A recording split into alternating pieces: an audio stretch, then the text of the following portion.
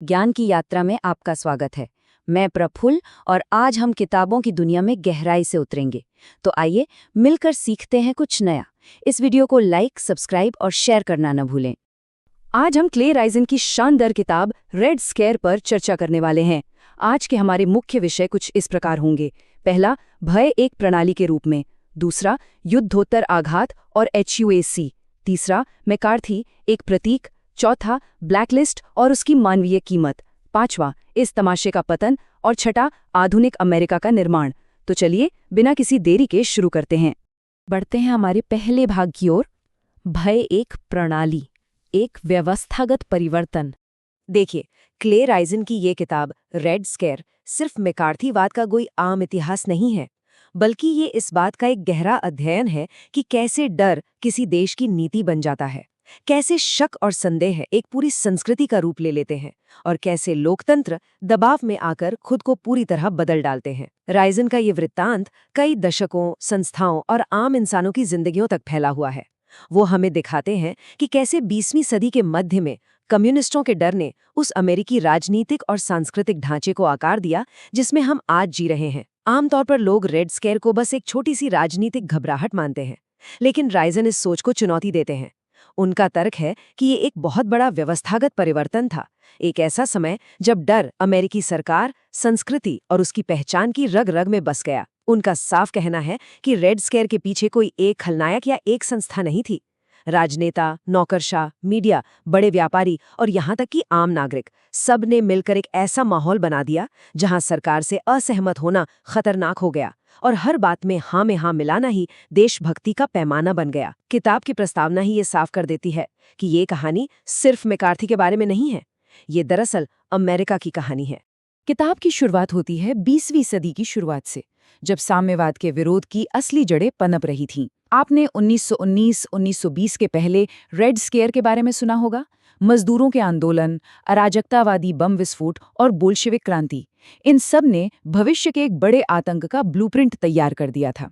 Ryzen यहाँ मुख्य रूप से 4 चीजों की पड़ताल करते हैं। पहला, पामर छापे और लोगों को सामूहिक रूप से देश से निकालना। दूसरा, बाहर से आए आप्रवासियों की कट्टरपंथी सोच का डर। तीसरा, जे. एडगर हूवर के नेतृत्व में FBI का उदय। और चौथा, मजदूरों के आंदोलनों को सीधे तौर पर देशद्रोह से जोड़ देना। अब दिलचस्प बात यह है कि 1930 के दशक तक कम्युनिस्ट लोग कई यूनियनों, नागरिक अधिकार समूहों और सांस्कृतिक संगठनों में काफी एक्टिव हो चुके थे। वो कोई छुपे हुए जासूस नहीं थे, बल्कि प्रगतिशील राजनीति में खुलकर हिस्सा ले रहे थे। लेकिन यही खुली भागीदारी आगे चलकर उनके लिए मुसीबत बन गई। राइजन हमें समझाते हैं कि कैसे महामंदी, न्यू डील की राजनीति और दूसरे विश्व युद्ध के दौरान बने गठबंधनों ने एक बड़ा ही अजीब सा माहौल पैदा कर दिया था, जहां कम्युनिस्ट एक तरफ सुधारों में भागीदार थे तो दूसरी तरफ उन्हें एक बहुत बड़े वैचारिक खतरे के रूप में भी देखा जाने लगा था। अब आते हैं दूसरे भाग पर, युद्धोत्तर आघात और HUAC, बदलते वैश्विक गठबंधन। अब सोचिए, दूसरे विश्व युद्ध के खत्म होते ही दुनिया में कितना बड़ा नाटकीय बदलाव आ गया। सोवियत संघ, जो युद्ध में अमेरिका का साथी था, अब अचानक उसका सबसे बड़ा भू राजनीतिक दुश्मन बन गया। राइजन बड़ी बारीकी से बताते हैं कि कैसे इन बदलावों ने देश में असुरक्षा की गहरी भावना पैदा कर दी। इसके पीछे 4 मुख्य घटनाएं थीं। पूर्वी यूरोप में सोवियत संघ का बढ़ता प्रभाव, बर्लिन संकट, चीन का कम्युनिस्टों के हाथों में चला जाना और सोवियत संघ द्वारा परमाणु बम का सफल परीक्षण। इन सब घटनाओं ने लोगों के मन में ये डर बैठा दिया कि कम्युनिस्ट हर तरफ से आगे बढ़ रहे हैं, सैन्य रूप से, वैचारिक रूप से और यहाँ तक कि खुफिया तौर पर भी। राइजन यहाँ एक बहुत अहम बात पर जोर देते हैं कि कम्युनिस्टों का ये खौफ मैकार्थी के आने से शुरू नहीं हुआ था। इसकी शुरुआत तो राष्ट्रपति ट्रूमैन के वफादारी कार्यक्रमों, सरकारी कर्मचारियों की कड़ी जांच और शुरुआती संसदीय पूछताछ से ही हो गई थी। राष्ट्रीय सुरक्षा के मामले में कहीं वो कमजोर न दिखें, इस चिंता में ट्रूमैन ने अनजाने में ही इस अफवाह को सच मान लिया कि कम्युनिस्टों ने सरकार में घुसपैठ कर ली है। ये अध्याय हमें इस पूरी दहशत की नौकरशाही जड़ों के बारे में बताता है और ये साफ करता है कि सब कुछ सिर्फ मैकार्थी का किया धरा नहीं था। और यहीं पर एंट्री होती है house and American activities committee यानी HUAC की। राइजन HUAC को एक पूरी राजनीतिक रंगमंच मशीन बताते हैं। ये लोग किसी भी साधारण सी पूछताछ को एक नेशनल इवेंट में बदलने के उस्ताद थे। इनके काम करने के 4 प्रमुख तरीके थे, जैसे हॉलीवुड 10 का गवाली देने से साफ इनकार करना, जिसके बाद मनोरंजन जगत में ब्लैकलिस्ट करने का चलन शुरू हुआ, वफादारी साबित करने के लिए अपने ही साथियों के नाम उजागर करने का दबाव डालना, और इसमें मीडिया का भी पूरा रोल था जो आरोपों को खूब बढ़ा चढ़ाकर पेश करता था। HUAC के लोग ये बात बहुत अच्छी तरह समझते थे कि पब्लिसिटी ही सबसे बड़ी ताकत है। टीवी पर लाइव पूछताछ, तीखी बहसें और नैतिकता पर लंबे लंबे भाषण, इन सब ने मिलकर ऐसा नैरेटिव सेट किया कि साम्यवाद सिर्फ बाहर का खतरा नहीं बल्कि देश के अंदर फैलने वाली एक बीमारी है। राइजन बताते हैं कि कैसे HUAC ने अस्पष्टता को अपना सबसे बड़ा हथियार बनाया। किसी की जिंदगी बर्बाद करने के लिए उसका कम्युनिस्ट होना जरूरी नहीं था, सिर्फ उस पर शक होना ही काफी था। चलिए अब चलते हैं तीसरे भाग की तरफ। मैकार्थी, एक प्रतीक, एक राजनीतिक अवसरवादी। अब बात करते हैं जोसेफ मैकार्थी की। वो कोई बहुत शातिर मास्टरमाइंड नहीं थे, बल्कि एक ऐसे अवसरवादी नेता थे जिन्हें पता था कि जनता को चीजों के आसान और सीधे जवाब सुनना पसंद है। आपको उनका व्हीलिंग वाला भाषण तो याद होगा, जहां उन्होंने दावा कर दिया था कि उनके पास विदेश विभाग में घुसे कम्युनिस्टों की पूरी लिस्ट है। बस उस एक भाषण ने पूरे देश में सनसनी फैला दी। राइजन मैकार्थी की 4 खासियतों को उजागर करते हैं। वो आकर्षक थे लेकिन बहुत लापरवाह थे, प्रेस का ध्यान अपनी तरफ खींचने में माहिर थे, उन्हें सबूतों में कोई खास दिलचस्पी नहीं थी और उन पर बस प्रचार पाने का भूत सवार था। मैकार्थी का असली टैलेंट उनकी बातों में था। वो जानते थे कि किसी पर आरोप लगा देना ही अपने आप में एक बहुत बड़ा हथियार है। तथ्य क्या है, इससे उन्हें कोई फर्क नहीं पड़ता था। उनके लिए तो बस तमाशा खड़ा करना सबसे जरूरी था। ये अध्याय हमें दिखाता है कि मैकार्थी ने डर पैदा नहीं किया, बल्कि लोगों के दिलों में पहले से बैठे हुए डर का पूरा फायदा उठाया। वो इस कम्युनिस्ट विरोधी आंदोलन के सिर्फ एक लक्षण थे, कोई कारण नहीं, लेकिन हाँ, वो इस पूरे डर का सबसे बड़ा और जाना पहचाना चेहरा जरूर बन गए थे। हमारा चौथा भाग है ब्लैकलिस्ट और मानवीय कीमत, खामोश विनाश और करियर। अगर आप मुझसे पूछें तो ये इस किताब का सबसे भावुक कर देने वाला हिस्सा है। राइजन यहाँ बड़ी बड़ी संस्थाओं से ध्यान हटाकर आम इंसानों की बात करते हैं। वो हमें दिखाते हैं कि कैसे ब्लैकलिस्ट और वफादारी की जांच ने अनगिनत जिंदगियां तबाह कर दी। उदाहरण के तौर पर लेखकों और अभिनेताओं को या तो देश छोड़ना पड़ा या फिर नाम बदलकर काम करना पड़ा। कई शिक्षकों को सिर्फ इसलिए नौकरी से निकाल दिया गया क्योंकि उनके पुराने संपर्क किसी से रहे होंगे। कंपनियों ने यूनियन बनाने वालों को चुन चुन कर निशाना बनाया और सरकारी कर्मचारियों को बिना किसी सबूत के रातों रात नौकरी से निकाल दिया गया। सबसे खतरनाक बात तो ये थी कि ब्लैकलिस्ट कोई सरकारी कागज नहीं होता था। ये तो बस कानाफूसी, एक मेमो या एक फोन कॉल से होता था। कंपनियां किसी विचारधारा से ज्यादा इस बात से डरती थीं कि कहीं वो किसी विवाद में न फंस जाएं, और इसी ने बिना सजा के ही लोगों को दंड देने की एक नई संस्कृति को जन्म दिया। राइजन इन लोगों के मानसिक दर्द को बहुत गहराई से महसूस कराते हैं। डिप्रेशन, आर्थिक तंगी, टूटते परिवार और उन लोगों की खामोश निराशा जिन्हें उनकी ही पेशे से रातों रात मिटा दिया गया था। ये अध्याय साफ करता है कि रेड स्केयर कोई किताबी बात नहीं थी, ये बहुत ही व्यक्तिगत और दर्दनाक था। उस दौर में अमेरिकी संस्कृति तो जैसे एक जंग का मैदान बन गई थी। राइजन बताते हैं कि कैसे चारों तरफ सेंसरशिप का माहौल था। फिल्म स्टूडियोज अपनी ही फिल्मों की स्क्रिप्ट बदलने लगे। पब्लिशर्स किसी भी विवादित विषय पर किताब छापने से कतराने लगे। यूनिवर्सिटियों ने वामपंथी सोच रखने वाले प्रोफेसर्स को बाहर का रास्ता दिखा दिया, और यहाँ तक कि म्यूजियम्स और सांस्कृतिक संस्थान भी वही करने लगे जो सरकार चाहती थी।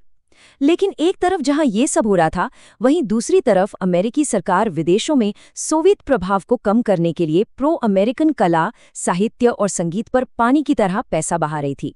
CIA ने छुप छुप कर सांस्कृतिक संगठनों, पत्रिकाओं और प्रदर्शनियों को फंड किया। ये सच में कितना अजीब विरोधाभास था, है ना? अमेरिका अपनी आज़ादी को बचाने के लिए खुद अपनी ही अभिव्यक्ति की आज़ादी को कम कर रहा था।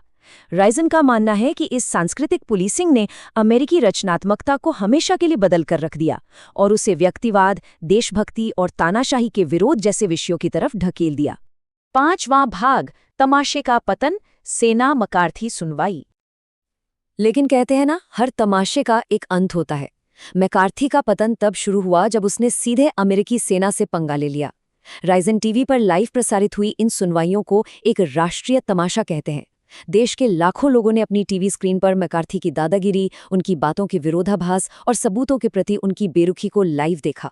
और इस पूरी कहानी का सबसे बड़ा टर्निंग पॉइंट तब आया जब वकील जोसेफ वेल्च ने भरी अदालत में मैकार्थी को फटकार लगाते हुए कहा, क्या आप में शिष्टाचार की कोई भावना नहीं बची है महोदय? राइजिन हमें दिखाते हैं कि जिस टेलीविजन ने कभी मैकाफी को इतना ताकतवर बनाया था, उसी टीवी ने अब उनका असली और खौफनाक चेहरा भी दुनिया के सामने ला दिया। इन सुनवाइयों ने अमेरिका की सोच में एक बहुत बड़ा बदलाव ला दिया। अब अमेरिकियों को लगने लगा था कि ये रेड स्केयर देश की सुरक्षा के लिए नहीं, बल्कि लोगों के उत्पीड़न का एक तरीका बन गया है। इसके बाद तो मैकार्थी की हर तरफ निंदा होने लगी, लेकिन एक कड़वा सच ये भी था कि शक और संदेह का जो सिस्टम उन्होंने तैयार किया था, वो उनके जाने के बाद भी वहीं मौजूद रहा। और अब आते हैं हमारे आखिरी और छठे भाग पर, आधुनिक अमेरिका का निर्माण, कम्युनिस्ट आतंक की विरासत। मैकार्थी के जाने के बाद भी क्या सब कुछ ठीक हो गया? बिल्कुल नहीं। साम्यवाद का विरोध अब भी एक बहुत बड़ी राजनीतिक ताकत बना रहा। राइजन बताते हैं कि कैसे इसके असर लंबे समय तक रहे। वफादारी जांचने के प्रोग्राम चलते रहे। 1960 के दशक तक लोगों को ब्लैकलिस्ट किया जाता रहा। इसी कम्युनिस्ट विरोधी सोच ने नागरिक अधिकारों पर होने वाली बहसों को भी प्रभावित किया। शीत युद्ध के दौरान अमेरिका की विदेश नीति और भी सख्त हो गई। मजदूर संघ कमजोर पड़ गए और रूढ़िवादी राजनीति को एक नई वैचारिक ताकत मिल गई। राइजन का सीधा सा तर्क है कि कम्युनिस्टों के इस खौफ ने ही आधुनिक राष्ट्रीय सुरक्षा राज्य की नींव रखी। इसने अमेरिकी राजनीतिक पहचान को इस कदर बदल दिया कि साम्यवाद का विरोध करना दोनों ही प्रमुख पार्टियों का एक साझा एजेंडा बन गया। ये अध्याय रेड स्केयर को सीधे तौर पर वियतनाम युद्ध, सांस्कृतिक टकरावों और आज के मॉडर्न कंजर्वेटिव मूवमेंट के उदय से जोड़ता है। किताब के अंत की तरफ राइजन एक बहुत दिलचस्प बात कहते हैं कि हम इस रेड स्केयर को कैसे याद रखते हैं, या कहूं कि कैसे गलत तरीके से याद रखते हैं। कुछ लोगों को आज भी लगता है कि सोवियत जासूसों से बचने के लिए ये सब करना जरूरी था। वहीं दूसरी तरफ कुछ लोग इसे सिर्फ दमन का एक काला अध्याय मानते हैं। राइजन कहते हैं कि ये दोनों ही नजरिए सच्चाई को बहुत आसान बना देते हैं। असली सच्चाई तो इस बात को समझने में है कि कैसे डर हमारी संस्थाओं को अंदर से खोखला कर देता है और कैसे दुनिया के सबसे बड़े लोकतंत्र भी अनजाने में एक अलोकतांत्रिक रास्ते पर चल पड़ते हैं। राइजन आज के राजनीतिक हालातों से इसकी तुलना करते हुए बताते हैं कि मकार्थीवाद का जो मूल तर्क था, जैसे शक करना, किसी के साथ जुड़े होने भर से उसे दोषी मान लेना या वैचारिक पहरेदारी करना, वो आज भी खत्म नहीं हुआ है, बल्कि नए नए रूपों में हमारे सामने आता रहता है। निष्कर्ष के तौर पर राइजन कहते हैं कि रेड स्केयर इतिहास का कोई छोटा मोटा मोड़ नहीं था, बल्कि एक ऐसा मूलभूत क्षण था जिसने अमेरिका की 5 प्रमुख चीजों को हमेशा के लिए बदल दिया। पहला, अमेरिकी शासन का तरीका। दूसरा, समाज के सांस्कृतिक मानदंड। तीसरा, राजनीति में इस्तेमाल होने वाली बयानबाजी। चौथा, देश के प्रति निष्ठा को लेकर जनता की अपेक्षाएं। और पांचवा, असहमति जताने की सीमाएं तय करना। आज भी मैकार्थीवाद की ये विरासत हमारी राष्ट्रीय सुरक्षा की संरचनाओं, राजनीतिक ध्रुवीकरण और बार बार लौट कर आने वाले वैचारिक आतंक के चक्रों में जीवित है।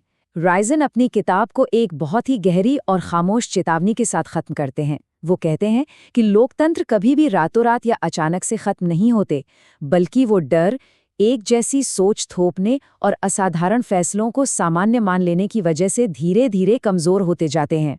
इस वीडियो को लाइक, सब्सक्राइब और शेयर करना ना भूलें। प्रफुल्ल के साथ ज्ञान की यात्रा में बने रहने के लिए धन्यवाद।